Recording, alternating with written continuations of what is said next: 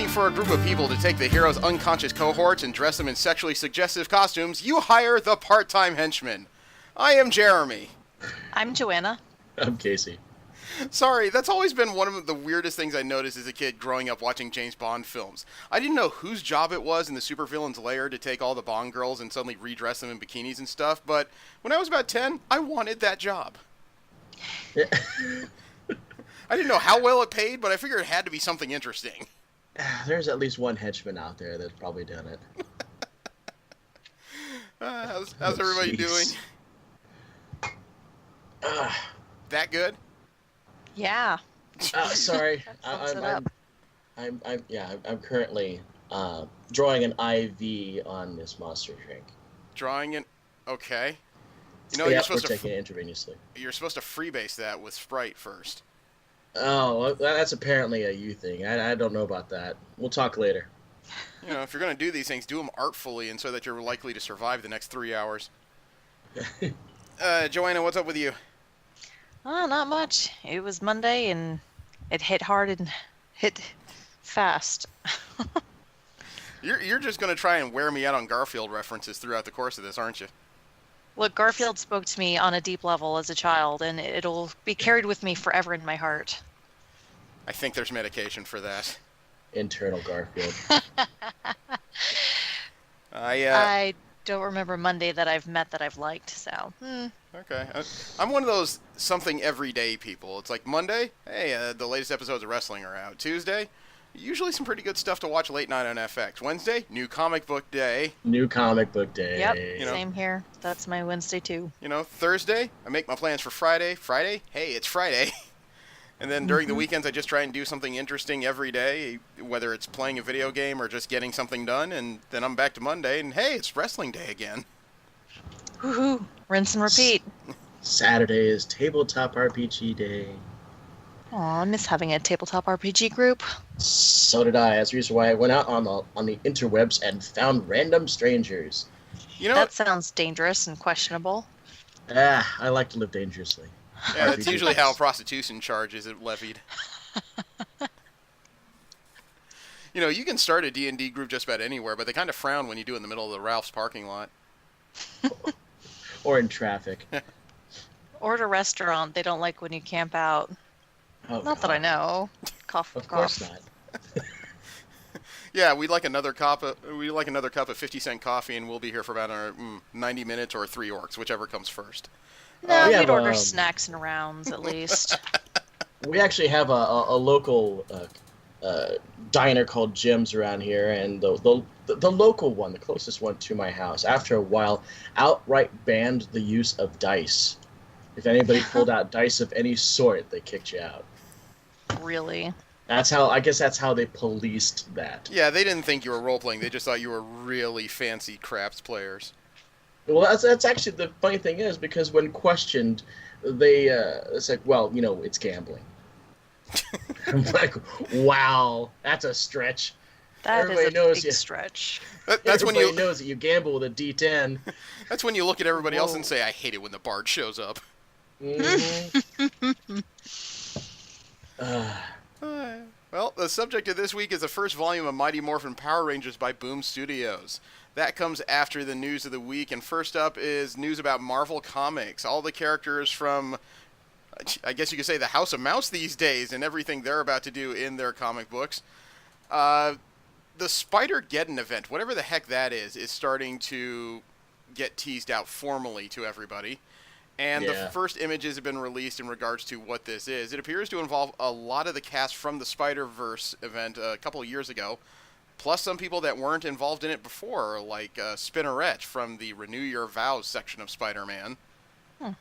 Yeah, it really does feel like Spider-Verse, the sequel. Well, I mean, I guess Spider-Verse did pretty well. Spider-Verse did pretty well critically, and as far as I know, it did fairly well in sales. I'm not a deep Spider-Man person, so unless somebody tells me you need to check this out, I'm more than likely going to skip over it.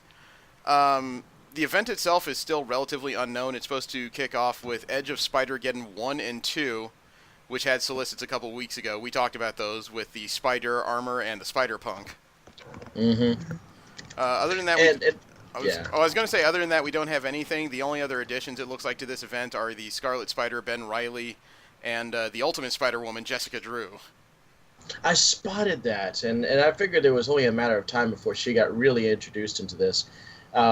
Because when the Ultimate Universe got wiped out, she pretty much got wiped out with it. I think there's been the reintroduction of the Ultimate Universe. I've seen in some dialogue that somebody mentioned it was back somehow. Yeah, that was me. Okay. It got brought back in. Got like a backup issue of a comic. I honestly could not tell you which. Now, is this the return of the actual Ultimate Universe, or is this another like near universe knockoff from the multiverse? Hard to say. It seemed like because they used Bagley to draw it. Okay. That was kind of the finger on the nose on this one, and everybody in the picture was all Ultimate costumed, including Jessica Drew, Ultimate Spider-Woman. Now, you mentioned that Scarlet Spider's in this picture, but I noticed that Kane, the other Scarlet Spider, is noticeably absent. He appears to be. I don't know. There's still a figure that is mostly blacked out on the latest teasers. I don't think that's necessarily a symbiote. I think they're hiding something. Well, if you notice that guy's blacked out, all the fire in the background's coming from his hands. I wouldn't say that for sure. That looks like an all-encompassing explosion. Actually, that's a mushroom cloud behind him. It starts from the bottom of the page. Ah, okay. I don't think it's Kane, though. Well, he's definitely blacked out for purpose, and I say that because just about every other black color has severe gradients in this image. It's almost painted in style, but he's a flat black. They're definitely trying to hide something for now. Yeah. I just don't know what that is. It doesn't look like an Ancient Venom, but we've seen before digital trickery where they don't just black it out. They take the details off a character until they're ready to reveal it. Yeah, I mean, it caught my attention only because when they did the Ben Reilly book, they brought it in. I was like, okay, well, what are they going to do to Kane, who is currently Scarlet Spider? And I figured, okay, well, they'll just kill him off, depower him, give him another name. But it's Peter David, and Peter David does what Peter David wants to do. Mm-hmm. So the character is still alive, still has his powers, and still has the name, and is basically like a backup character to the Ben Reilly book. Huh. Well, David's always been very inventive on what to do with characters while he's busy. Yeah. It's been a habit he's never really broken.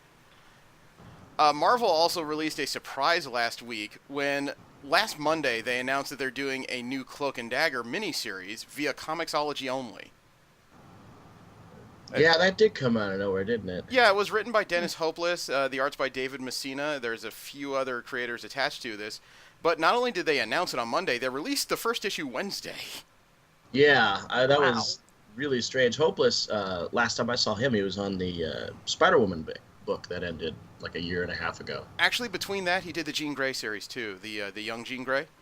Oh, that's right, he did. That was actually really good. Yeah, that was his. I met the man, actually. He's a very nice guy. And we got into a conversation because I gushed a bit over the Spider-Woman book. Mm-hmm. And I asked him, you're a guy, so how do you understand the female voice so well? And I asked that specifically because... No, I was very serious. I've had 3 kids. I've talked to my wife about the experience, and the experience that Spider-Woman was laying out in the book sounded eerily similar. So I wanted to know how he knew that. And he said, well, my wife was pregnant while I was writing the book. So, wait, you were just listening to everything she was screaming from the bathroom and writing that down? Yeah, pretty much. Has your wife read the book? Has your wife read the book? No, I won't show it to her. No way. It sounded like you were walking into that line as good as it gets, and I was really hoping that the next part wasn't the same. No, he was a friendly dude. I actually used Cloak and Dagger as my pick of the week last week in the comic book reviews. It surprised me on how good it is. Really? Mm-hmm. Hopeless has taken the Cloak and Dagger dynamic and really shifted it on its head. You know how comic book teams and pairings are, right? The characters are in lockstep with each other until something massive happens, and there's either some kind of massive trauma, someone dies, or both members just kind of say, I need time apart, right? Right. In Hopeless's new version, only one of them said, I need time to myself, while the other one is pining and hoping that the team gets back together. And both are finding separate lives right now, which is not a direction any writer's ever taken this particular pair of characters. Huh, so they broke up. One of them broke up, the other one wished they hadn't. It wasn't mutual. I hate when that happens. I think that's just about every version of dating I've ever had, but okay. Further on, Casey, in regards to the Life of Captain Marvel miniseries that's coming out. Yes, sir. Issue 2, they've announced a new artist for the miniseries, or I guess ongoing maxi series. Marguerite Sauvage from DC's Bombshells has signed on to the book. I actually have not had any exposure to that person's art. What's the name again?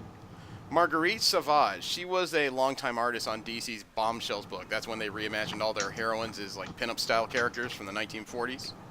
Yeah, I like the style. It's really good. I did leaf through a few issues of the Bombshell series.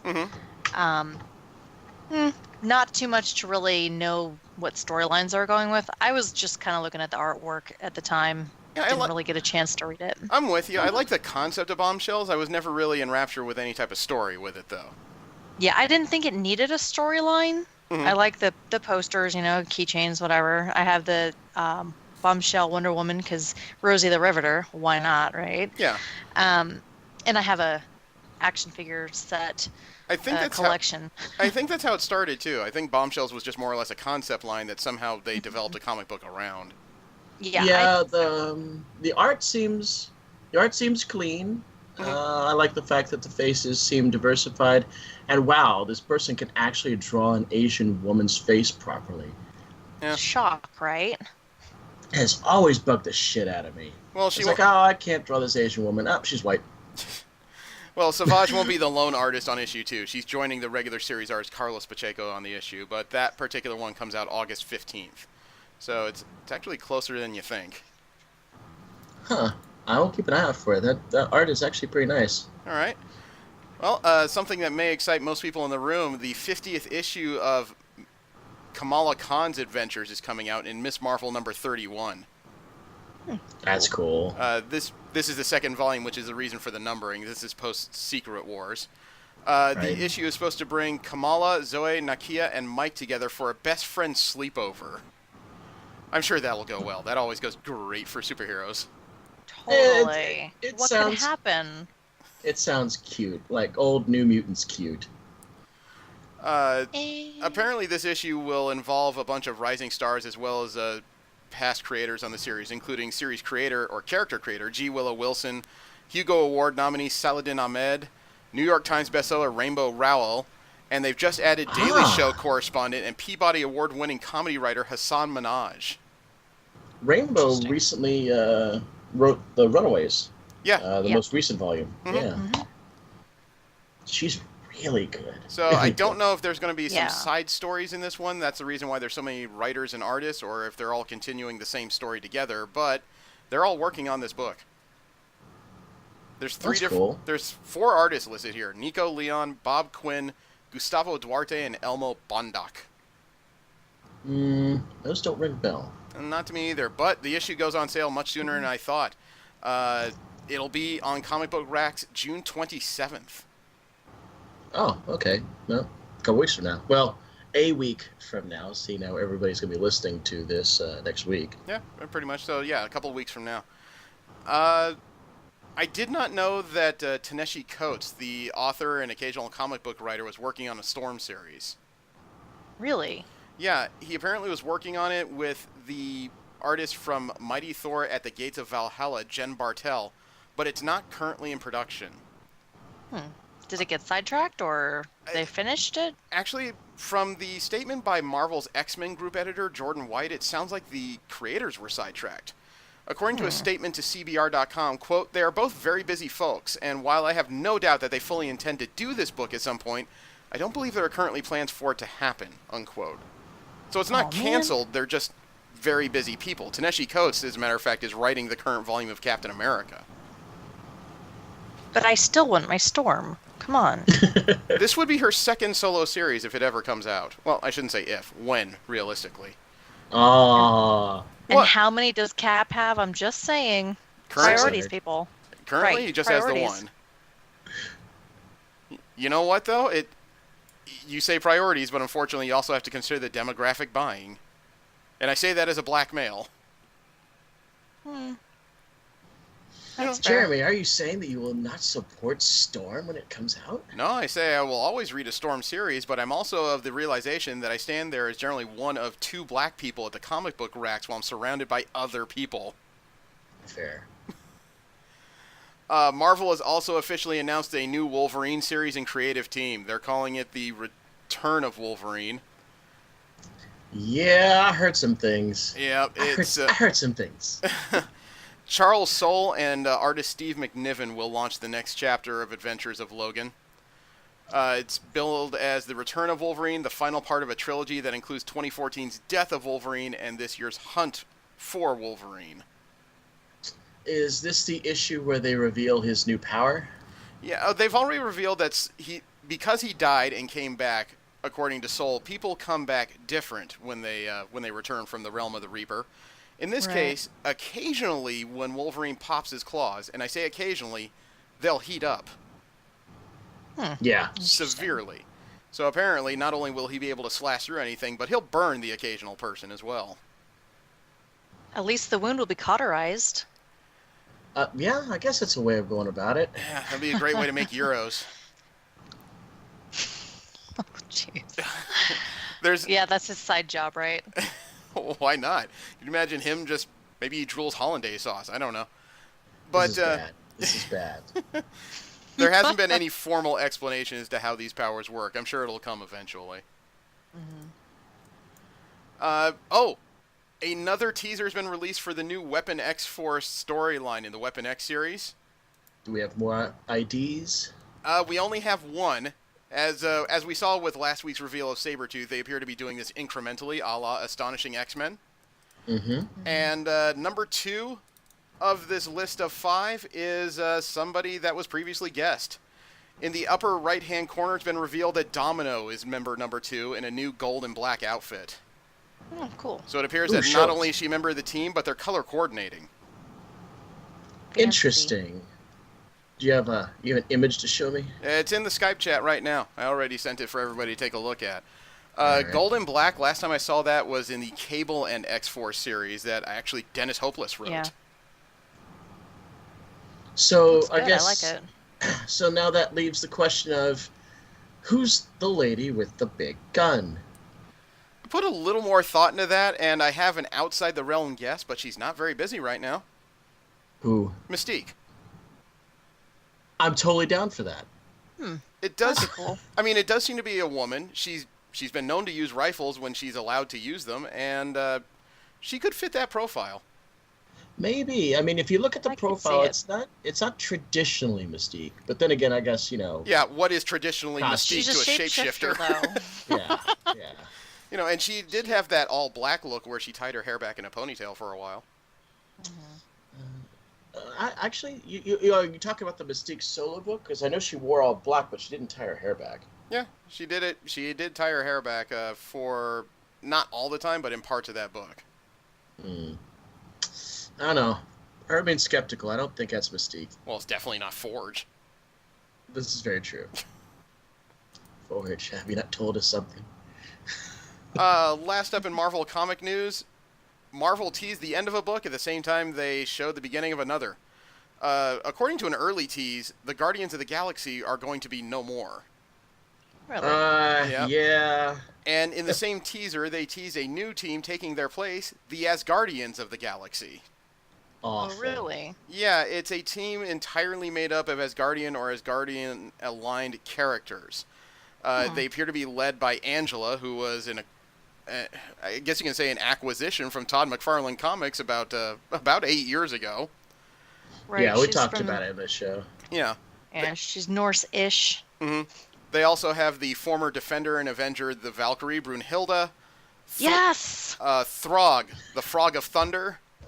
Oh, Scourge, the Executioner. cool. The second Thunderstrike, the son of Eric Masterson with his father's mace. Oh, And that's cool. someone, an unknown party, is piloting the Destroyer armor. And they left it purposefully vague. They said that it's not animated. Somebody's using it. They won't say who as of yet. Interesting. I want to go with Frigga. That's a possibility. I also floated the idea that maybe this is how Jane Foster starts to get re-involved in things. That's a good point. That would be cool. It's just another personal guess based on preferences, but it's the best one I have. I don't usually read Thor comics. I sent you guys the image in the chat just so you can take a look. It's Yeah, gonna if they're be. going to keep... Ooh. Sorry? I was going to say, if they're going to keep her involved, they're going to have to protect her. Yeah. And it'd be a way for her to fight without actually being on the front line. This is going to be written by former X-Men scribe Cullen Bunn. The artist is Matteo Lolli. Lolli I'm not familiar with. If this cover is indicative of his art style, it looks like something I could get behind if the story's good. I'm going to read the heck out of that. It almost seems like Art Adams-ish. Almost.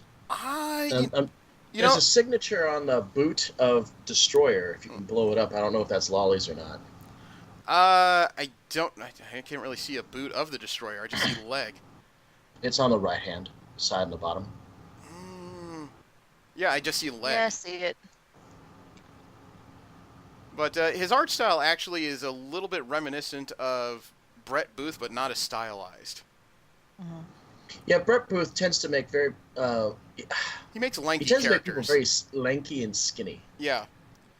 And I've been a fan of what Marvel's tried to do with Angela since her return. They haven't quite found something that fits her yet. I don't know if this is the book, though. Yeah, but that would be a good setup with Brunhilde. Well, it is, great. and it also makes it also gives Angela a chance to shine as one of the premier, cosmic forces in Marvel. I mean, not that she did anything bad with the Guardians of the Galaxy, but casual people who read that don't expect Angela to be the badass. They're waiting for Gamora to do something. Right, exactly. Yeah. Mm-hmm. But I think that'd be even just the two of them would be a great team up. I'm going to read this. I'm excited. Well, it should be especially interesting since the retcon for Angela is that she is the half-sister of Thor. Nice. Yep. Okay. You know, the strange thing is, looking at this, if I was going to read this, which I'm not sure if I will or not, the character that actually would draw me the most would be Valkyrie. And this comes from my childhood. I bought big stacks of comics from antique shows that my parents used to take me to, and oftentimes in these big stacks of comics I would get old 80s and 70s Defenders issues. Or when Valkyrie was with Nighthawk and Cloud and Gargoyle, all those weird Defenders that they had. Yeah, right. Believe it or not, I was introduced to this character in Marvel 2-in-1 when there was this bizarre character. I think it was called Dragon Slayer or something. He used to pull the weapons of dead warriors out of his cloak, and he pulled out Brunhilde's sword and freaked out. That was how I was introduced to this character. She was dead. I will say, though, Lolly, I like his design on her. It's a combination of old and new elements. It's not my favorite. I liked her Fearless Defenders look that was very stripped down. But that's personal preference. Yeah, this is like this almost classic Valkyrie when she wore that big white outfit with the blue, well, not the blue, but the gold boots and the blue cape. Yeah, it's basically her original outfit sans 60s tropes. Yeah. Right. I like it, though. That's cool. It looks good. Yeah, the book is scheduled to come out in September. I don't have a definitive release date as of yet. Good. It'll be for my birthday. I'm sure they made it just for you. They totally did. I mean, Valkyrie, hello. Duh. Actually, she's technically one of Marvel's LBGT heroes at this point. She was confirmed as bi during the Fearless Defenders. Oh, yeah, absolutely. Neat. I can see it. Fearless Defenders actually had a lot of queer characters in it. Yeah, I mean, it wasn't a bad book. It's a case where, as much as I liked it, I could see why people wouldn't buy it. It was filled with nothing but women. There's no male power fantasy in the book. I actually really liked the book. I need to now go read this, I think. Oh, I said it was good. I understand when certain people don't flock to things I read. Yeah. Wasn't Red She-Hulk in this one? In Fearless? Because I know that Psyche, or Danny Moonstar was. I want to say that Jennifer Walters was in it for a little while. I don't remember Betty Ross's Red She-Hulk in it. I think Susan Richards was involved in it a little bit. I know you're right. Danny Moonstar was a central fixture before she regained her own Valkyrie powers. I want to say there's another character. Maybe I'm thinking the characters were Valkyrie, Misty Knight, Annabelle Riggs, that new character they introduced, Danny Moonstar, and Warrior Woman. Warrior Woman. Nice. Oh, that's right. That was the new name of Power Princess from one of the Squadron Supreme universes. Yeah. For some reason, I kept thinking Thundra. This was Hippolyta. Looks like she was introduced in Thor comics back in the mid '60s. Yeah, I hated that version of the Interesting. character. It was very over-stylized, in my opinion. Yeah, it was basically it was Wonder Woman. Yeah. Yeah. Well, let's move on to DC Comics news. We'll talk about the other major company and their characters and storylines headed to the books now and in the near future. Superman has a new overseeing editor for his group of comics. The man's name is Brian Cunningham. This man, Nah. this one person, is now overseeing books including Man of Steel, Action Comics, Superman, Supergirl, Green Lanterns, Deathstroke, Suicide Squad, Teen Titans, Titans, and Doomsday Clock.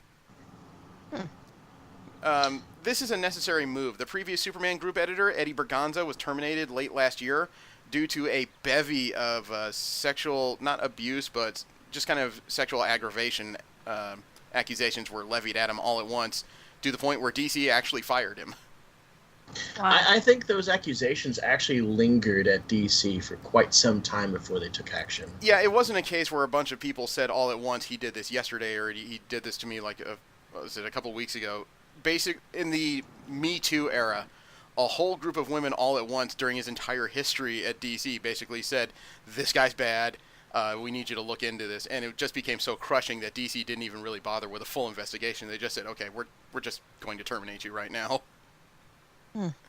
Yeah. Cunningham, though, the man who doesn't have that reputation, actually started back in the comics books industry in 1991 at Wizard Magazine. Oh, I miss Wizard. And I know that's archaic, print is dead and all that other bullshit, but goddamn, I really did miss Wizard. I still do. They were a good resource. It's too bad they decided that convention solely was where their money was. Yeah, there was some mismanagement on that. I really think that Wizard could have easily existed if they just had the right kind of management. Oh, ask me after the show. I'll tell you about the founder, his brother, and the mess they left for Wizard World's conventions. I think we've actually talked about that before. I think we've talked about it in the third party, not on this show ever, I'm positive. Yeah. The new writer of Justice League Dark is promising additional characters to those that have already been hyped. James Tynion IV was on a Reddit AMA and revealed a few characters he's planning to highlight in the book. The original artwork featured characters like Clarion the Witch Boy, Zatanna, and Wonder Woman. Tynion's latest tweets involved the latest Dr. Fate, Khalid Nassour, who will show up in Justice League Dark number 2, and Blue Devil is going to have a role in a future arc. Oh, that makes sense. Blue Devil wasn't a Justice Leaguer until after the New 52 and after his run in Shadow Pact. I love Shadow Pact so much. Joanna, if you ever get a chance, pick that up. Okay. Wasn't quite. I'm actually adding it to my list. Okay. Tynion said of the character, quote, I definitely have plans for Blue Devil down the line. Not in the first arc, but I 100% know where he is in the context of the story we're telling, unquote. Tynion also said that Justice League Dark is going to feature the teams pursuing small-scale magical cases that are tied to a larger conflict. Quote, horror happens in the little moments, in the personal moments, but the story we're telling is admittedly very big. It's a story big enough to draw in everyone in the magical community, from heaven to hell to Mira and Camelot, unquote. I wonder which Blue Devil they're going to use. I don't know. He didn't detail that, and I'm sure that's part of the surprise. But speaking of... Go ahead. New 52 Blue Devil is what they use for Justice League Dark. Right. And original Blue Devil is what they use for Shadow Pact. Right. I don't expect him to detail that until the character debuts. You got to leave some mysteries for readers to buy into. I know. I just figured maybe his image was an indicator. But around the same time that Tynion was explaining which characters he wanted to use, he also introduced an image of the first villain of Justice League Dark, or possibly the overarching villain, called the Upside Down Man. Are you familiar with this one? No. Take a look. But it sounds familiar. I'm leaving you guys an image he put on Twitter. It's a creepy-ass image of an albino apparently walking on a ceiling with no real facial features other than a Joker-esque mouth. Oh, that's creepy Weird. as fuck. Yeah, nope. And nope right out of there. Yeah. Are his eyes on his chin? I don't think he has any eyes. Oh, that's creepy as fuck if his head is upside down. This looks like a character that would normally be considered a ghoul in like Hellblazer or something, but apparently this is the first villain. Yeah, he does belong to Hellblazer. The story on CBR.com about him only has a picture. Apparently they don't have any information either. Tynion said that the Upside Down Man is the scariest damn villain that's graced the DC universe in some time. Well, he's adequately creepy. Yeah. Yeah. So, also members of the Justice League Dark are Detective Chimp, Man-Bat, and the Swamp Thing. Detective Chimp. I am a Detective Chimp fan. As corny as that sounds. I remember when they teased this lineup. I stared at Swamp Thing, said, yeah, that makes sense. Detective Chimp, weird, but I get it. Zatanna, totally get it. Man-Bat. Yeah. What the hell is a geneticist doing here? You know what? I actually just finished watching a rather old Justice League movie of Gods and Monsters that had Man-Bat in it. Yeah, at this point, they're all old. Yeah, but it was really cool. Man-Bat was basically like a vampire Batman. All the Justice League, it was basically the trinity of Justice League, having different versions of them. See, that's the fanboy in me thinking DC's found its Mobius. Morbius, yep. I mispronounced that one. That's my fault. Stepan Sejic is an artist that's worked on the new Titans book that's upcoming, featuring the team's post-No Justice lineup. Apparently, they're changing the look of Raven in this book. Really? Yeah, I'm going Like to share with you the image, and Raven's in the lower right-hand corner, but as soon as you take a look at it, you'll notice that her primary colors aren't blue or black. It appears to be some kind of off-purple, almost puce-type color. Oh, God, this is hilarious. I actually just had a debate with somebody 2 days ago about whether Raven was wearing purple or black, because she's wearing indigo. And it's just all about how you perceive Is this going to be color. another blue or gold dress thing again? But no, Let's trying to not. explain indigo to somebody is a little tricky, because it's like, oh, well, that's blue. And then another person will go, oh, that's purple. So I'm trying to explain, no, that's not purple. I have to pull out the scale. I actually have a picture on my phone that explains indigo to people, just because it's a favorite color of mine. Well, I've sent you the image that Sejic put out, and you can definitely see somewhere between purple and violet is the color shade that was chosen here. I would that's say absolutely magenta fine. would be a better term for that, but, Yeah. Yeah, apples it and is oranges. a reddish. It is definitely the prevalent cover there, because if you look at what I assume is her thigh down beneath, it is also tinged purplish red. I mean, it could be black, but then it's got that pink flame next to it, and it could Yeah. just be an illusion. That's true. I think it's a reflection. Yeah, I think that's black. I think this is meant to be purple and black, and I will say now, not a fan. Well, the latest Titans lineup is led by Nightwing, Dick Grayson. It includes Raven, Donna Troy, Beast Boy, Miss Martian, and the Second Steel, John Henry Irons' I want to say niece, but I'm not very up on that part of DC's mythos. Yeah, you're right. It's his niece, and Donna Troy is looking sharp. I really like her look. Since her reintroduction in Rebirth, that is my favorite outfit she's ever worn. It's almost like a stripped down version of Wonder Woman's costume made for somebody who actually fights with their hands. Right. Yeah. I like the lines on Miss Marvel's outfit. I've always liked simple lines like that. Hers was probably the most difficult redesign, because you got to keep it iconic to the line of Martian Manhunter and his kin, yet still somehow grow up the original design from the Young Justice TV show and her first appearances in DC Comics. And that's when you upgrade that cape to a cloak. That's what we're looking at here. Yep. Looks good. I'm a fan of Sejic and Stepan Sejic and his wife's work. They both have this very artistic painted style. And it just brings out something different in every comic it's used in. I think it's incredible. It's a nice cover. I like everything except Raven's outfit. I think Raven's outfit's just a mistake. Oh, Sejic's style is very pervasive. If you ever read one of his books, actually read one of the more current runs of Aquaman he did. He makes everything in it look incredible. Sorry? I said I will give it a look. I haven't been looking at Aquaman for a while, but I have been grabbing the issues. I just have like this stack of Aquaman I haven't really looked at. Casey, when it comes to people who haven't looked at Aquaman, you suddenly find yourself in the vast majority, so don't worry about it. And I'm not saying that to bash on Aquaman, I'm just saying that because it's Aquaman. I'm looking at Aquaman, but not the comic, the actor, anyway. Oh yes. Just had to throw that out there. Jason Momoa is yummy. Yeah. He Anyway. is, I'm straight, and I'll say that. If you're ever in San Antonio, go ahead, stop by Joanna's house and take a look at the Jason Momoa shrine. Occasionally, it has a flame that burns 2 stories high. I'm in San Antonio. No, she's it's blue on Wednesdays because that's. No, I'm kidding. No, I'm in Dallas. He's in Casey's in San Antonio. You know, I tried to give him a false address to give you some privacy, but fine. You do you. You'll never find me. You'll never find me. Ever. A winner from the DC Writers Workshop is actually getting to write the Green Lantern series. His name is Aaron Gillespie. It's his first solo gig as a DC writer, starting with a 2-issue story in Green Lanterns 48 and 49 that's making Jessica Cruz go on the run from the Green Lantern Corps. Really? You know, I love Green Lantern. I love Green Lantern like I would love my own child.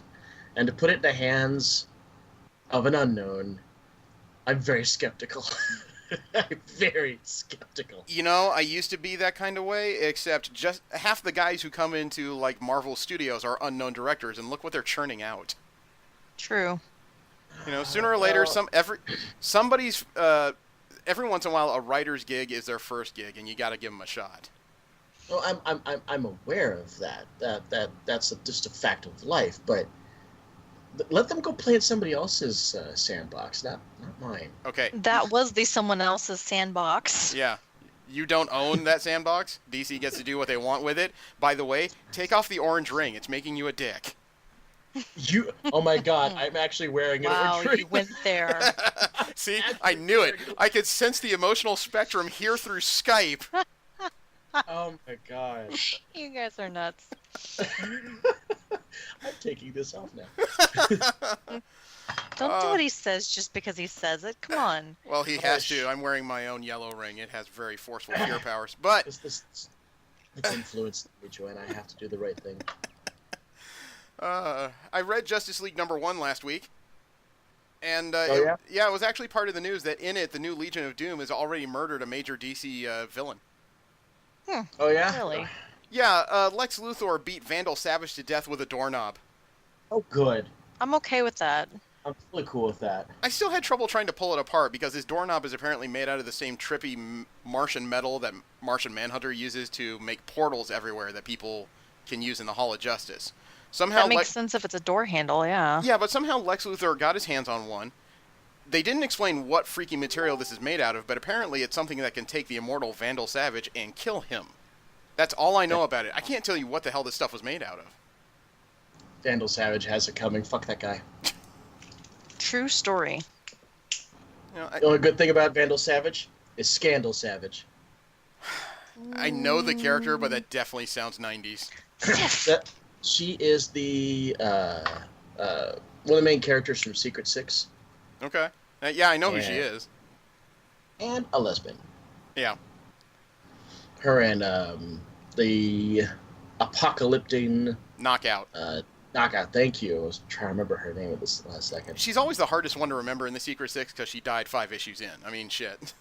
And then she came back, and then Nothing she was the left. same, yeah. Yeah, it's one of those things. The artist on Justice League #1, though, Jim Chung, he is scheduled to return to draw Justice League #7. He drew their first issue. Unfortunately, he's not a regular artist, it looks like, throughout his run. I've spoken to Jim a couple times in conventions. Very nice man, but he admitted he's not very good when it comes to regular series runs because his art style takes a while to draw. Yeah, maybe we should keep him away from team books. Have you seen Justice League #1? It's a gorgeous-looking book. No, don't get me wrong. There's plenty of great artists out there that, when they can actually get the time, crank out a really beautiful team book. But if they take time, or they're more geared towards a single character issue, then you're going to get some serious delays. Yeah, and he would admit that too. Is anybody here a fan of the Vertigo imprint? No. I love me some Preacher. I love me some Sandman, and of course, I love me some Hellblazer. Okay. Well, I don't know how you're going to feel about this, because to celebrate the 25th anniversary of Vertigo, DC's announced a complete relaunch and rebranding of the imprint. It's going to start with 7 new books that feature talent from video games, TV, and film writing jobs. 4 titles will be monthly. They debut in the fall. The remaining 3 will arrive in 2019. They're starting with a series called Border Town by Eric Esquivel and Ramon Villalobos, telling the story of a crack in the border between worlds, causing Mexican folklore monsters to spill into a tiny town of Devil's Fork, Arizona. Huh. Okay. The following month is going to bring a series by Ben Blacker and Mirka Andolfo's Hex Wives about a conspiracy of men brainwashing a witch coven. Mm. And then also in 2018 is Brian Hill and Leonardo Fernandez's American Carnage about a biracial but white-passing FBI agent named Richard Wright going undercover in a white supremacist group. Odd choice for a book, but okay. Well, it's Vertigo. Vertigo's always been outside the norms when it comes to superheroics. They tell very strange tales. Yeah. And it looks like they're continuing the tradition of Vertigo starting new series, and sometimes when they're popular enough or their characters are popular, then they're brought into DC's regular canon.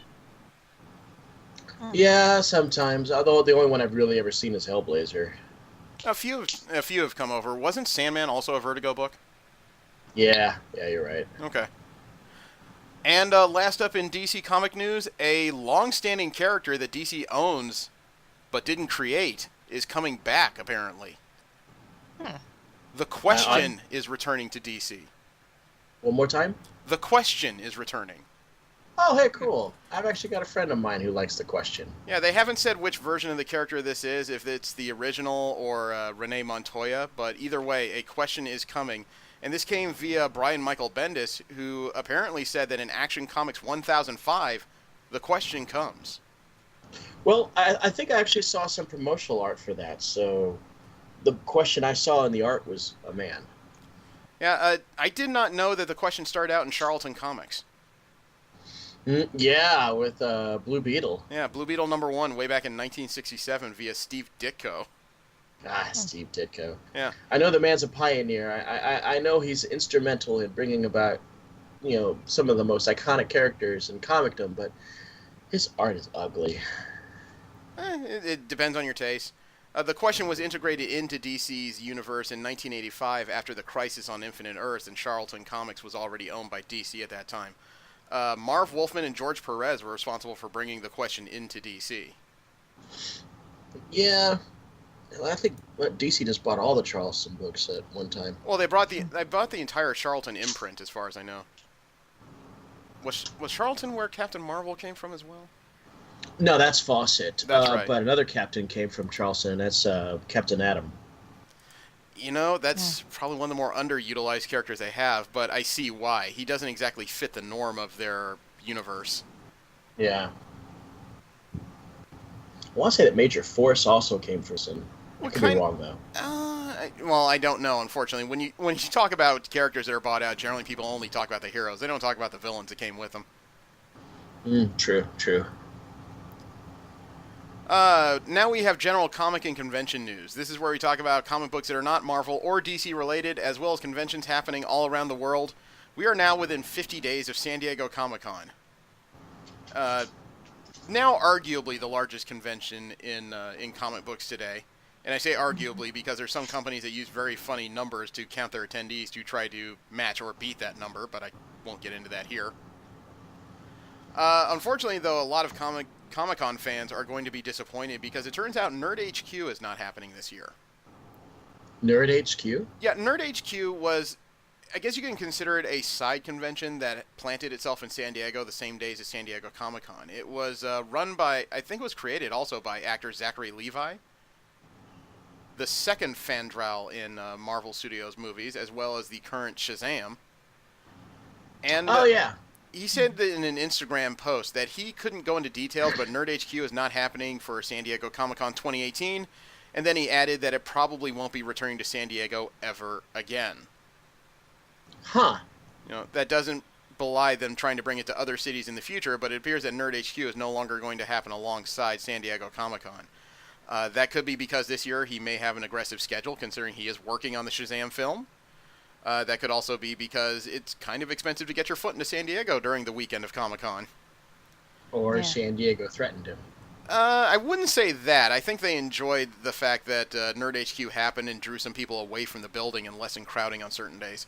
See, Nerd HQ, they were kind of a mini free convention. It didn't cost anything to get in. Generally, they had some video game companies that showed off their latest wares, including VR gear. The last time I visited, they also had Star Wars Battlefront about 2 months before it came out in on consoles for people to try out. And then they also had their own schedule of panels that included comic book creators and movie stars. Oh God. So speaking of conventions, I know this is a little off topic, but man, E3 is looking really good. E3's had a lot of great announcements this week, man. I've been all over the Kingdom Hearts stuff, and I'm actually excited for that game now that they've added even more stuff to it. But Fallout 76, Elder Scrolls 6, and oh God, what was that last one? Anthem. Anthem is looking really good. I've seen the promos for Anthem for the last week. Starfield was a left field reveal. I have not actually had a chance to look at any Starfield media. There's only a 1-minute teaser that they released via Twitter. It is a new franchise that Bethesda's putting out. Well, I'll give it a spin. But yeah, those others, wow. Yeah, I saw a recent extended trailer for Kingdom Hearts that included some kind of Ratatouille minigame, it looks like. It looks like they confirmed the Frozen world. Yeah, Arendelle is a thing. Yeah. That is definitely happening. For those people who couldn't get into preview night for San Diego Comic-Con, though, there is an alternative that's currently on sale for $30 per ticket. It's called Get Your Geek On, the movie music of John Williams. Okay. There's an outdoor concert hall just behind the San Diego Convention Center on what's called the Embarcadero South. Okay. And for $30 to $45, you can get a ticket for a live symphony orchestra that plays at sunset the movie music of John Williams. That's cute. It's being done inside the home of the Copley Symphony Hall for a special concert. So, it looks like this one isn't at the Embarcadero. It's at the Copley Hall, which is at the north end of downtown. Still, though, I've seen a few of the shows that are put on next to Comic-Con by the symphony orchestras. They are entertaining. Doors will open at 6 p.m. for a Plan B pre-concert gathering featuring Star Wars-themed cocktails and a costume contest. Cool. And Hasbro has announced their first exclusives for Comic-Con, and they're Star Wars related. Yay! Not only are they Star Wars related, they're Star Wars comics related. Really? Yeah, Hasbro's exclusive set this year is 000, BT3, and Dr. Aphra from the Star Wars comics. It is a limited quantity 3-pack priced at $50. Man, for Hasbro, that's actually kind of cheap.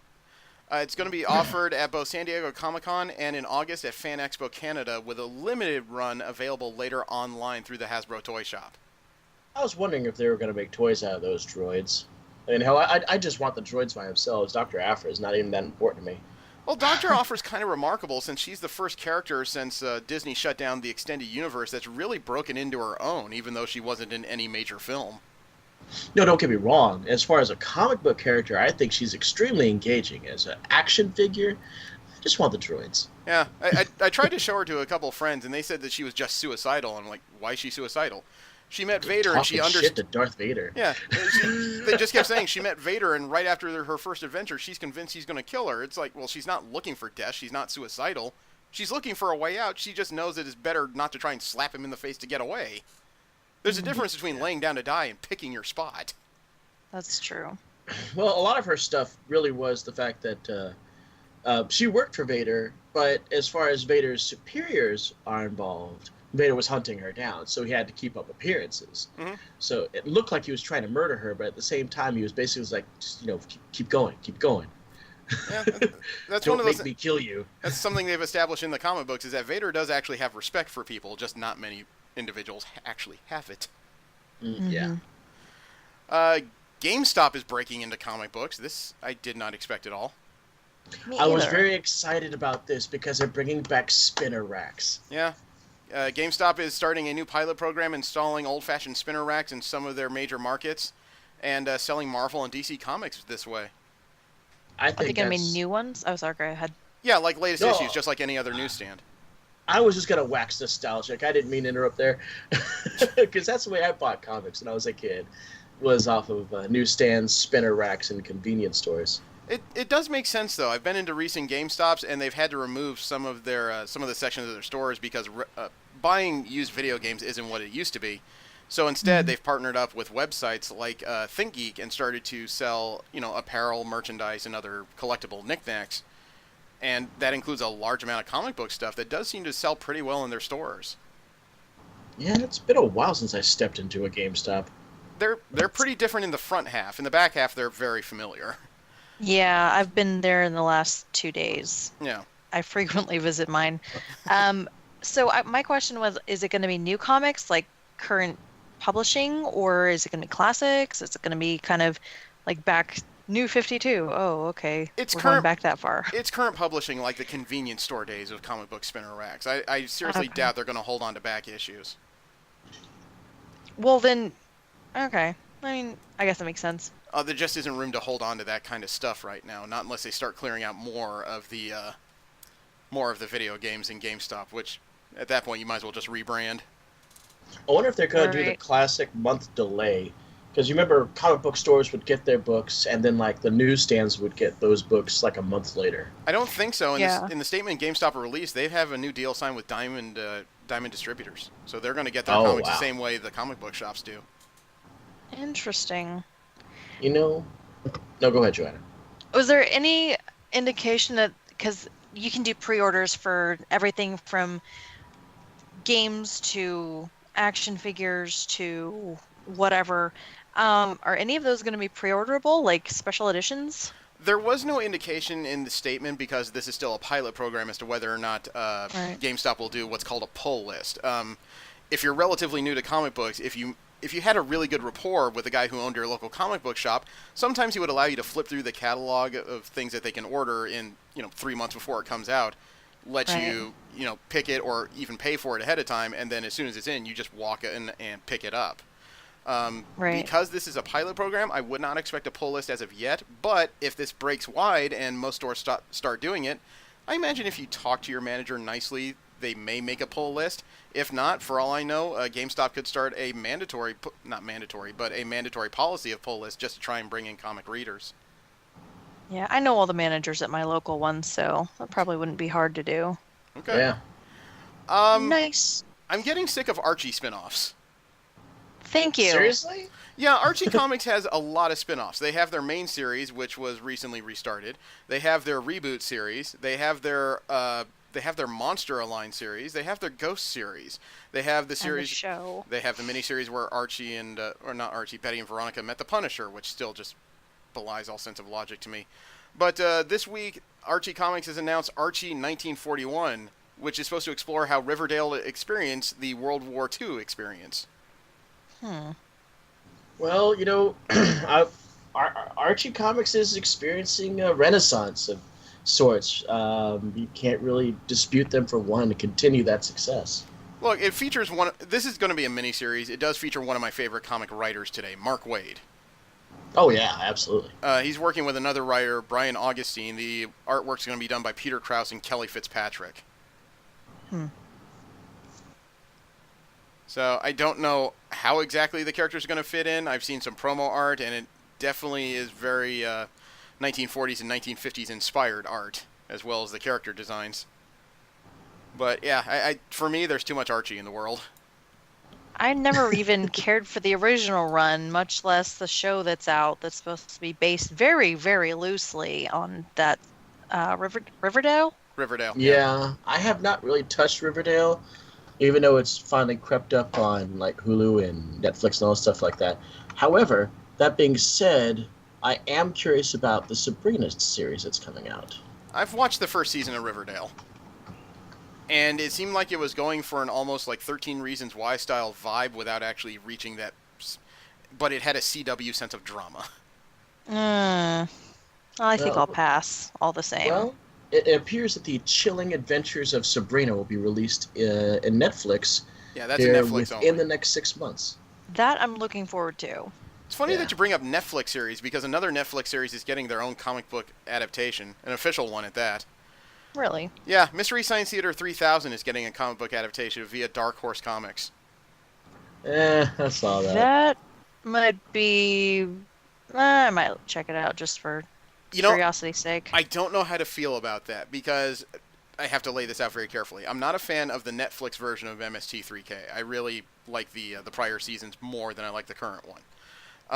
But the thing is, though, the entire show of Mystery Science Theater 3000 is based on funny people riffing on very bad movies. Mm-hmm. How does that translate to a comic book? Yeah, that's what I'm a little apprehensive about. Yeah. It wouldn't be my first choice. I mean, they have very comedic scenarios in the segments between riffing on films, but they've never approached the length of writing necessary to fill out a whole story, so I just don't know how this will do. Don't know. Yeah. I can't really say I'm really lined up for that. However, in related news, Mystery Science Theater is doing some live shows, and their most recent one, which I believe is in Houston, is going to feature original MST Joel. Yeah, he's throughout their tour, but the reason why I have not bought tickets to that, even though I'm a fan, is because Bill Corbett and I can't remember the other one, the original actors who played Tracy Ballou? No, I think Bill is the one who replaced Tracy. What are you trying to say about them? Well, basically, the actors who have played Tom and Crow are not involved. The ones they've hired for the Netflix show. Not a fan of either individual. Also, the writers on this tour are the ones from the Netflix show, which I'm also not a fan of. So I don't see a reason to check out the live tour. Yeah, I know that Tracy Ballou was the voice of not only the voice of Crow, but he was also he was the main mad genius. He was Dr. Forrester. Scientist. Yeah, he was Dr. Forrester. Thank you. Yeah. Now, if you told me that this MST tour involved the guys who formed their own company, Riff Tracks, I'd be all in on that. Riff Tracks is hilarious. Yeah.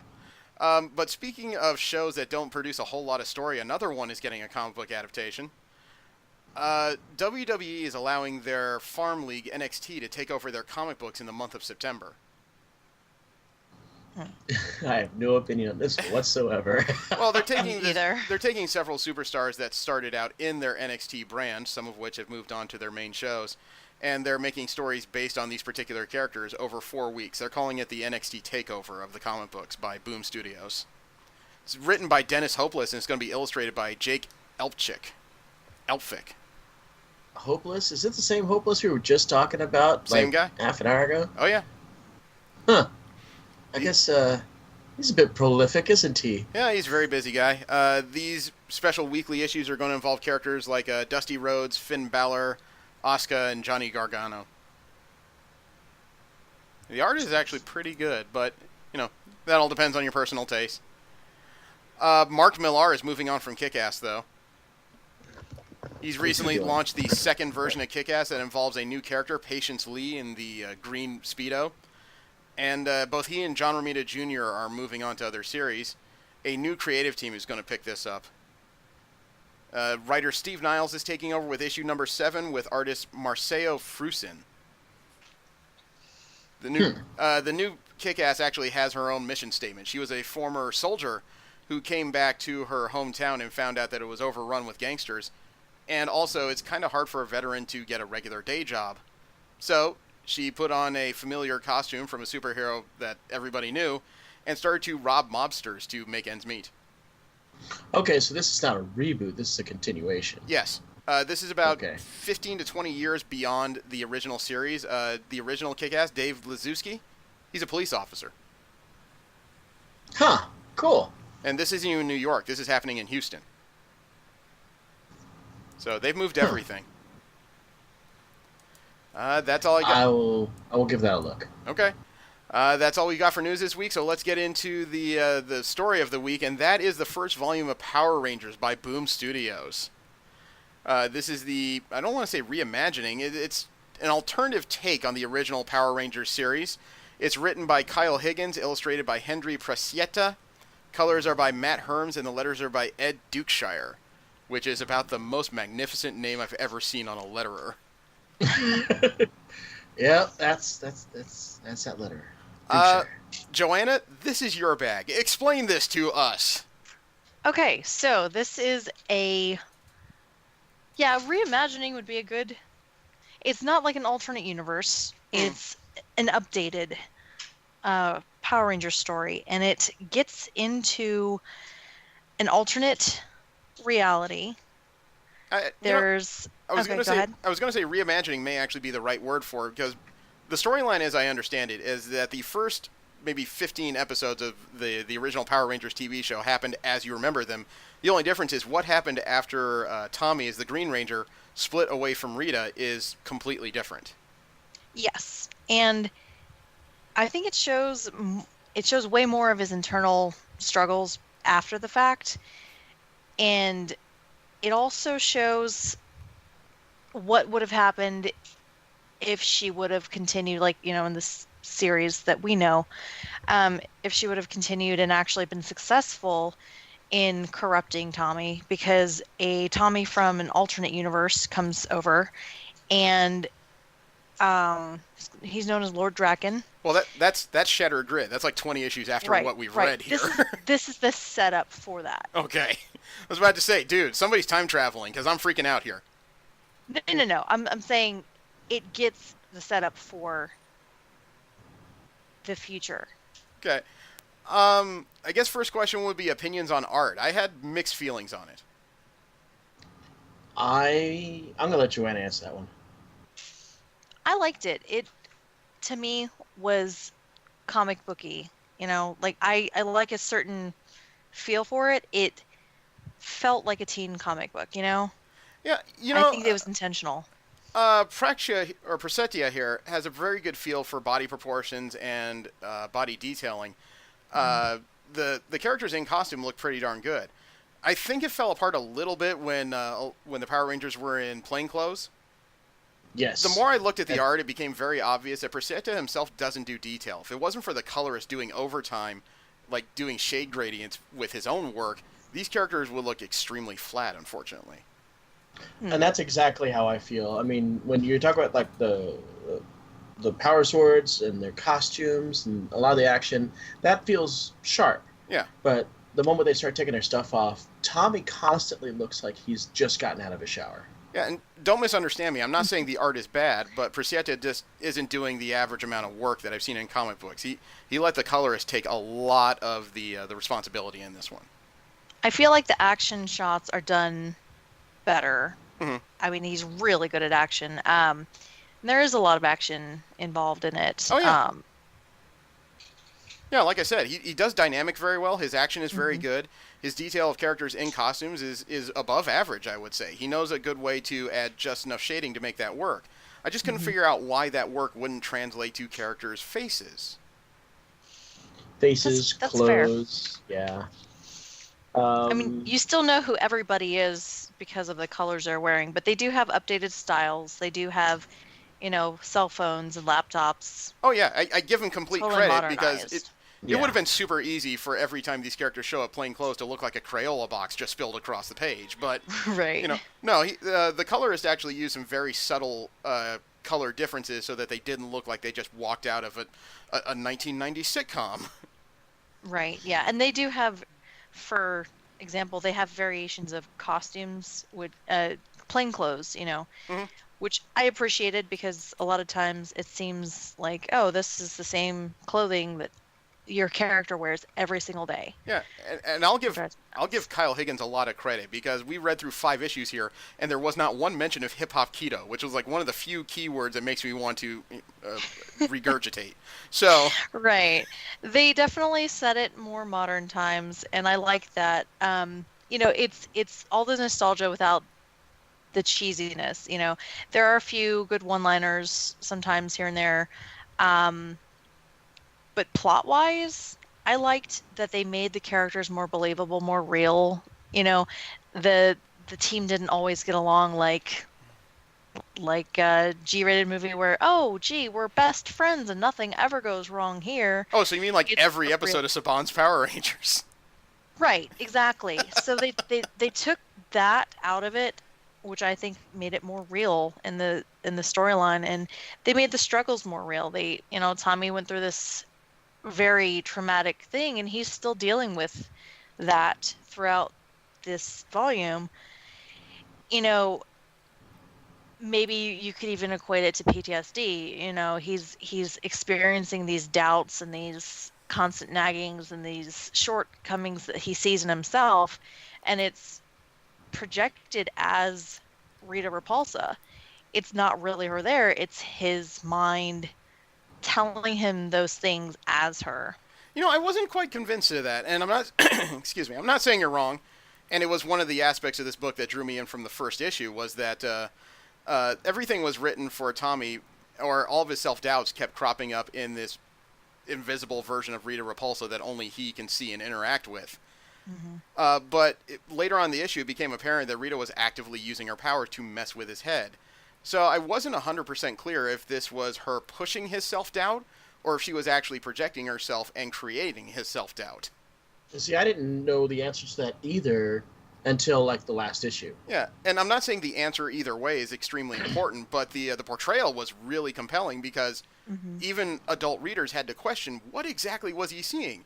Is this imaginary? Is she pushing him? Is she somehow getting him to push himself? What did she do to him? Right, exactly. And that kind of makes it even scarier, like, wow, poor guy, Yeah, I mean, how can he actually fix his damage if he can't figure out what exactly it is? And even the reader isn't sure what his damage is at this moment. Right. And it gives Zach and Jason's concern complete validity because, like, hey, we can't send you out in the field if you've got this issue going on. And it was really interesting to take kind of the everybody gets along, sing-songy best friends, and, Kimberly's parents are going through a divorce, and, everyone's got homework and real things to do. They don't run 5 different jobs and volunteer and have their homework in on time. They're the less perfect version, which I preferred because they're more real that way. Can I also say, though, that the artist did an incredible job when it came to Rita's minions. Finster looked goddamn terrifying.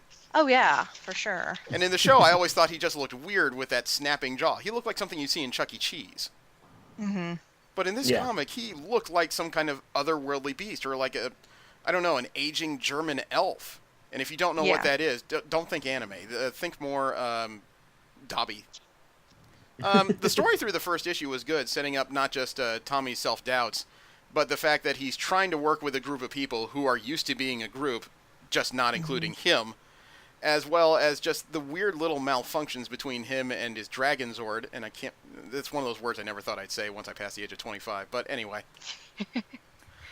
The portrayal of the fighting style of the Rangers in this comic book was also pretty dynamic, and I think that has to do somewhat with comic books being able to escape the budgets of TV, or the TV constraints of budgets, I should say. Right. There was much more liberal use of the mechanical aspects of it all.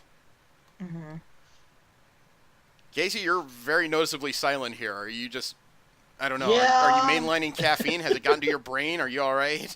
Well, no, I'm sitting here because, well, I mean, this is definitely Joanna's baby, and I do have some opinions.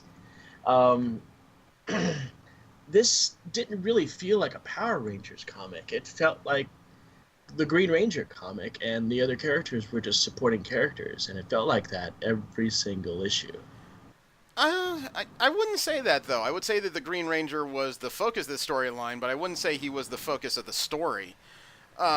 Besides which... But he was the only person that was given any kind of depth, and everything was just all about him, and if another character was in a shot, then it was just, hey, we're going to give this guy like 5 lines, or we're going to talk about what important Tommy is. And I think the 2 scenes did not involve Tommy, and that was, of course, the Kimberly and Adam Scott. What the Red Ranger? I forget his name is. Jason Scott. Yeah, the karate dojo scene and the scene between Trini and Billy where they're talking about Billy's insecurities. Other than that, it's all about Tommy. The whole thing. Well, you also have to give people what they want. If you follow any sort of polls about the Power Rangers, if they talk about most popular characters or most well-known things, the Green Ranger tops every frackin' list. And he's my favorite Ranger, too. He is my favorite Ranger. My favorite is Jason, the Red Ranger. I said polls. I didn't say what you masturbate with. Oh, wow. Wow. That was low. No, when I'm a comic book fan. It's all low. As a kid, I had a crush on Tommy. Not saying that I still don't, but personality-wise, Jason Scott was just more my favorite. I guess it's who you ask, but most of the fans of Mighty Morphin would say Jason, just to be fair. You know, Anyway. I think this first story needed to center around Tommy, though, because if it was just left to most of the other characters, things were very happy and controlled in general. It wouldn't have been a very interesting book because it would have broken down to your average TV episode. Everything's great, fight monster, everything's still great. To complete my thought, before my colleagues jumped in. Now, wait, I got more to say here. No, never mind. Oh, yes. And I totally get that. And you know what? If this was issues 5 to 12, totally cool. Because Tommy is one of the most popular characters. And I still love him. I prefer Tommy. And I prefer 6th Rangers, 7th Rangers, whatever. The special ones. Right. Yeah, he's into group stuff, but cool. I just think it's a mistake to focus on one character the first 5 issues of your comic. Well, to be fair, the rest of the issues, Shattered Grid does revolve around Lord Draken, so that's kind of why you need to see Tommy as he is, and then you see the team. It's more balanced later, and then you see Tommy as he could be if he never escaped Rita's control, which is Lord Draken from the alternate timeline. So it's very purposefully done. I think that storyline probably could have done really well if it was a storyline that they started with issue 5 and not issue 1. And I know that, when you've got a story and you really want to write it and you have no idea if you're going to be still publishing this comic book 6 months from now and you just want to jump on it and start going immediately.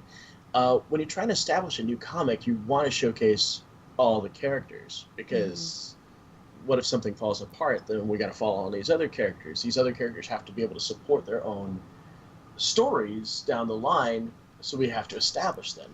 And I just think it was a misstep. I get that argument, but I understand where Boom was headed with this idea because first issues in most comic books generally sell well because people are predisposed to buy issue 1. That's where people think the money's generally going to come into. But the average drop-off from issue 1 to issue 2, even in successful books, is somewhere around 40 to 60%, depending on how readers really jump into it. In the case of Boom, though, they didn't spend any time setting up the story. They just got right into it.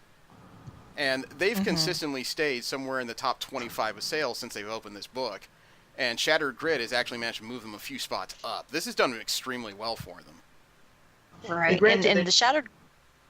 I was just going to say that you have a point. They didn't waste any time with exposition in issue 1. And sometimes issue 1s do get bogged down with a lot of exposition. And yeah, they just jumped right into that, and that's cool. Those are my misgivings. Well, they also allowed the TV show to basically be the exposition. They haven't changed anything really. They've just updated it and moved on. Right. They assume that the readers have seen at least the original series of Mighty Morphin, and that's a safe assumption because, the people who are buying this are like, oh yeah, hey, I watched the show as a kid, My husband's actually the one that got me into this, and when Shattered Grid came out, number 25, everybody was looking for the alternate covers and the special covers, and it was a big phenomenon. He and his online buddies, like, hey, I've got this one, you want to trade this one? And he has a couple different variations of the covers, and it was big. It was a big deal. I didn't even think that there were that many people out there that would have still read this, And I read it because, all right, I'll read it so we can talk about it. And I was like, hey, this is pretty good. All right. Okay. I started to really enjoy myself around the 3rd issue of this read, which would have been issue 2 of the comic book run. Because this volume is issues 0 through 4, technically. But the fight between...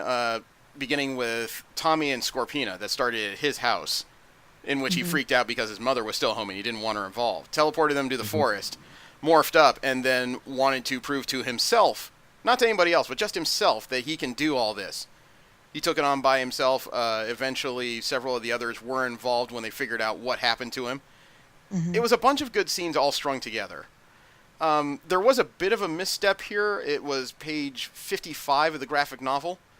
I know Scorpina probably kicked the Red Ranger away, but it looks like she planted her foot directly in his balls. I didn't catch that. But I see what you mean, yeah. I Uh, can't unsee it now. I will say, though, that the 5 issues here were a really fast read. The pacing was nice. Hmm. You know, this didn't feel like a burden to read. It really did flow pretty well from one issue into the next. Right, and I feel like all of them flow that well. You find yourself, man, when's the next one come out? When's the next one come out? And it just constantly has that action, and there doesn't seem to be any real downtimes. There's a little bit, but that's only in the forced nightmare sequences that Tommy goes through when he's either unconscious or asleep. Hmm. You know, when he's talking to his mother that suddenly knows he's a Power Ranger, then she pulls off her face and reveals it's Rita. It's like, oh, crap, we're going all Goonies on this one now. I mean, has to have a dream sequence, right? Everything has. He's tortured. He's tortured. What says tortured like a dream sequence? Where your mom rips off your face, or her face. Yes. Or when he imagines that his Dragon Zord trashes the headquarters and nearly kills Trini. Yeah, that was dark. And there's some things in here that I was like, okay, this is good. It's more compelling because it's, you know, there's real peril. You're like, oh no, this person could die, or that person, you know. Yeah, the only other downside I had besides the lack of detail in characters' faces at times was that the way that Jason was written through these 5 issues, for a leader, he's not very good at listening to anybody. Yeah, that was one of the things that changed about Jason from the show to here. Came off as a bit ham-headed. Yes, right. And yes, it did fuel... then again, he's a teenager, right? What teenagers listen to anybody? I don't know. No. Same teenagers that were 25 when they got cast, but whatever. Right, exactly. I think he was 18, actually, when he got cast. I don't know. I think he was born able to shave, but that's me. I think Billy Yost was the one that was cast in his mid-20s. Yeah, but... Really? Yeah. Yeah, but we've discussed... David Yost. We've discussed it. Sorry. David, unfortunately, has a very bad history with this show. Yeah. The storyline, though, of Rita trying to regain control of the Dragon Zord, that took a while to play out, and even then, it wasn't quite done by the end of the volume. Mm-hmm. Because the whole thing centered around a crystal that was supposed to bring some kind of unknown entity that by the time he was summoned destroyed half of the Rangers' headquarters. That part actually came true. Yeah, for once her ploys worked out. The crystal channeled green chaos energy. It's a physical manifestation of the Morphin grid. Mm-hmm. I mean, that just got really technical, I get that. But it's linked to... Well, I don't want to give away spoilers, but it has to do with... This is about 2 years old. I don't think you're in spoilers anymore. Yeah, I think you're okay. It has to do with the alternate universe that's going to cross over, and some of the characters go into that one, and there's, of course, Draken, who is from the alternate universe where Rita does conquer Earth, and he is the general of her armies, and he's basically ruling Earth with an iron fist. So is Lord Drakon the source of this green energy they keep tapping into? No. It actually draws its power from the Morphin grid like the Power Rangers do, but it's linked to Lord Draken in the alternate universe. Okay, so they're running Android and he's running Apple. I get it. Basically, yeah. The only thing is, though, to listen to you talk about that, and I don't mean to sound insulting, but when you said that it's the green chaos energy and it draws its power directly from the Morphin grid, I, for a second I thought you were talking about some kind of Sonic game I'd never heard before. No, not Sonic. Sorry. I know, it's just when you lay all it out like that, when you read it, it's very clear. When somebody says it out loud, it starts to sound rather cracked. Yeah, a little weird, right? You know, and just to be fair, any comic book sounds cracked when you're trying to describe it out loud. You know, Jean Grey uses this giant pink aura, which represents her telekinesis, to which she moves things with her mind. Wow, drugs must be awesome! That's fair. That's fair. I mean, it's kind of sad that these 5 issues ended on kind of a cliffhanger when they lost half their base and just, they're not in control of anything. Right. And that week that this last issue came out, Will's like, okay, next Wednesday, we got to go get this one, you know? That's fandom speaking right there. Yeah. Well, it's a cliffhanger. You're like, whoa, Yeah. this just happened. What next, you know? And I find that the storyline is still compelling. Most of the endings of the arcs do have more of a cliffhanger kind of feel to it. Mm-hmm. But I think everything is set up for the issue 25 Shattered Grid event. It's really good. It gets dark and in a good way though. It's not. I appreciate that, though. Whether it be comic books, anime, or TV, just about anything I'm into, I enjoy it more when things end on a cliffhanger because that's a reason to tune into the next episode. Right. It's like I'm watching Legion right now, and half their episodes resolve basically the end of chapters with the next story to be told. And as a result, I'm not as driven to watch the next episode if there's nothing to grab onto and pull me in for the next episode. It's not like watching The Expanse or what do you call it? Code Geass was very good at cliffhangers as well. Mm-hmm. Yeah, and things get worse from here. You think it ends up badly there. It's not. It does get considerably worse. For example, a raiding group, a scout group from the alternate universe comes through. Draken and Tommy face it off, and Draken's trying to get Tommy to defect, and he's like, "This is what your potential is. You haven't even tapped into it. You're just a weakling, but come with me and I'll be strong. Join us, Luke. Kind of thing." And this is, several issues later, but right. It's pretty profound where he's like, you don't have a place there among that group. It brings back hey, I'm still the outsider. I'm the new kid still. Yeah.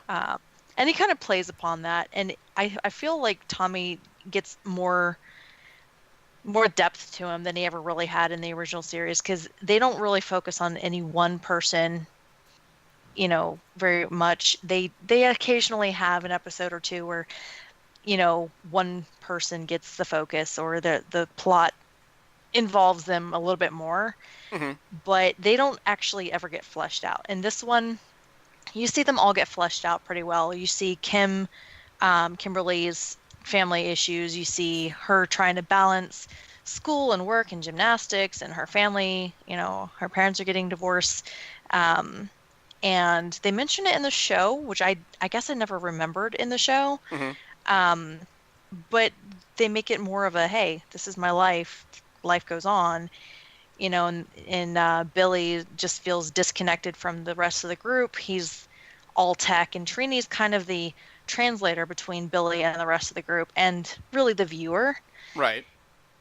And that's still coherent through from the show to the comics. They do have that bridge over where all of the same personality dynamics are still there. You just get to know the characters a lot better throughout the series.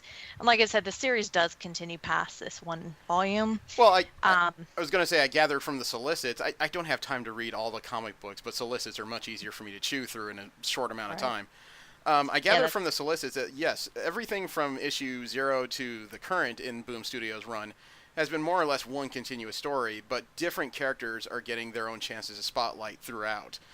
This first volume set up Tommy very well, but after the first volume, other characters start to come to the fore because he's either offline or just playing the adventure revolves around another character for a given amount of time.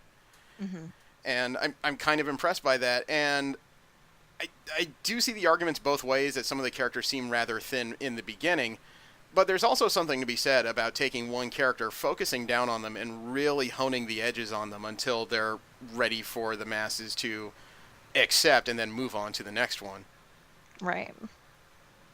Yeah, they even did a kind of movie trailer looking thing for the promotion for the Shattered Grid event, and it stars Jason David Frank. They actually got the actor of Tommy to come back and dress up as Draken, and he's about to lead his army, and to invade another world, because he's going from alternate universe to alternate universe and killing off different squads of rangers as we know it. We even meet up with the Time Force Rangers because they time travel, so they're actually teaming up with other teams, which is really cool. But they get, going back to the promotion for the Shattered Grid event, I thought it was really cool that Jason David Frank would do that for this comic book. And I think you can find it on YouTube. I think it's just a Shattered Grid promotional trailer. It's cool, It but looks like it's a movie. it's cool, but Devil's Advocate, it's not like he's getting a whole bunch of other jobs. I mean, he's got a few side jobs right now, but He's doing rather well, actually. yeah. I just don't see him in a whole lot of other movies or TV shows. Well, That's he's because he's not iconic. acting. Yeah. He's iconic Tommy Oliver. I mean, I've actually been following him on Facebook for a few years now. He's got his he actually had a reality show that followed him around for a while. He does training. He shows up at conventions. He's been trying to get into UFC. As a matter of fact, there's a very public feud between him and CM Punk because he called him out, and Yeah. CM Punk refuses to accept the offer. Yeah. Except for that time CM Punk put him into a wall and Frank wouldn't move. I must have missed that part of it. Yeah, I don't must have remember missed what that. convention it was. There's a video of it because I know that Frank keeps daring Punk to a fight because Punk's trying out MMA. And he just kept goading him, and at one point they were both at the same convention, and Punk grabbed him, slammed him into a wall, and started telling him, if you want to go, we'll go right now. And I think David Frank was so stunned, he didn't really know what to do in that moment. It's like, Well, all this there's time you've been another- daring a man to a fight, and when he actually wants it, you don't move. That's a little bizarre. Yeah. Well, there's another video of David Frank and Jean-Claude Van Damme, which feels almost like the exact same thing you just described. Yeah. I was just thinking about because I've seen that video. Yeah. Yeah. I haven't seen the CM Punk one. Yeah, it was a story I read a while ago. Sounds dubious. Hey, Google it yourself. But what do you think of... actually, I'll start with Casey on this one. Final number score? I'm going to give it a 6.5. Ooh. Okay, and? I'm excited from what she's told me. All the stories that she's talking about sound like stuff. I was like, okay, I really want to get into that. I liked some of the stuff that they did with Tommy. I just think that they mishandled everything else. Okay. Joanna? That's fair. I'm just saying to Casey, give it a few more issues. I mean, it gets really good from here. I promise. No, I believe you, and I'm actually interested in that storyline. But since we're focusing on this, I gotta be honest. Right. If it's just the one volume, right? That's why I was saying the previous time, it's kind of unfair to just look at a small percentage. But that's fair. That's fair. You're entitled to your opinion, and I respect that. So for this, I love the artwork. The storyline's compelling. It brings back. It's mostly nostalgia speaking. Don't blame me, but it was a great walk down memory lane, but it's updated for a modern audience. I would give it a solid 9. Okay. The characters come across very well. They come across as their age range, more or less about to become adults, but still making some really strange mistakes that are driven by hormones, more or less. As I said before, the faces can oddly lack detail a lot of the time. They look a little too clean for a bunch of people going through the latter stages of puberty. And the storyline, though, I enjoyed a lot, because even though the volume ended on a cliffhanger without a firm resolution, this really whet the appetite. This was like a very long number 1, more or less. And the flow for a little over 100 pages worth of storytelling was quick. It was easy to get through, and that's not something you can say of a lot of larger companies and their decades worth of continuity. So I would give this a solid 7.5. It's a great start. It's not quite everything I look for, but it's enough to whet my appetite and make me want to read more. And I highly recommend that you do, if you have time, Yeah, between everything else I got to do and E3 happening and such. Let's see. We recently did a DC and an independent. Does anyone have any Marvel storylines they want to recommend? Now that you mentioned Jean Grey, why don't we try the first 6 issues of that? No, the first half of the Jean Grey, technically Maxi. Yeah. It's I really like it. The art looks really sharp. I was really drawn in by it, and it does jump around the Marvel universe almost in a tourist kind of way. So why not? Okay, I'm That all right sounds with that. good. So next week it'll be the first half of the Jean Grey Maxi by Dennis Hopeless. Thank you very much for tuning in. I hope you will read more of the case files as we raid the boss's pantry here. Thank you very much. Have a great one. I am Jeremy. I'm Joanna. I'm Casey. Enjoy, everybody. Take care.